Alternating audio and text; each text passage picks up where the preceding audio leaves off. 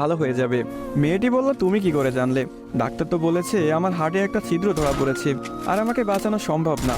ধুর পাগলি, তোমার কিছুই হবে না, দেখো তুমি ভালো হয়ে যাবে। এভাবেই বেশ কিছুদিন যাওয়ার পর সাদিয়া সম্পূর্ণ সুস্থ হয়ে যায় এবং বাসায় ফিরে যায়। বাড়িতে ফিরে এসে সাকিবকে খুঁজতে থাকে, না পেয়ে সাকিবের বাড়ি চলে যায়।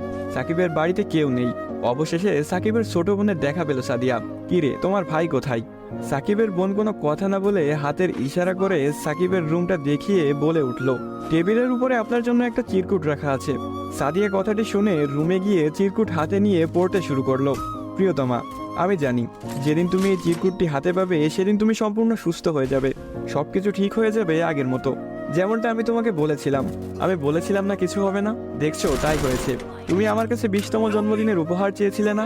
অনেক ভেবেছি, কিন্তু তোমাকে কি উপহার দিব ভেবে পাচ্ছিলাম না। তোমার অসুস্থতার কথা যখন ডাক্তারের কাছ থেকে শুনলাম, যখন বললো একটা হার্ট খুঁজতেছিল, তখন মনে হলো তোমার জন্য এর চাইতে ভালো কোনো উপহার হয় না। আমার হার্টটাই ছিল তোমার জন্য শ্রেষ্ঠ উপহার, যা আমি তোমাকে দিয়ে গেলাম। মন খারাপ করো না, আমি আকাশের ওই উপর থেকে তোমাকে সবসময় দেখব।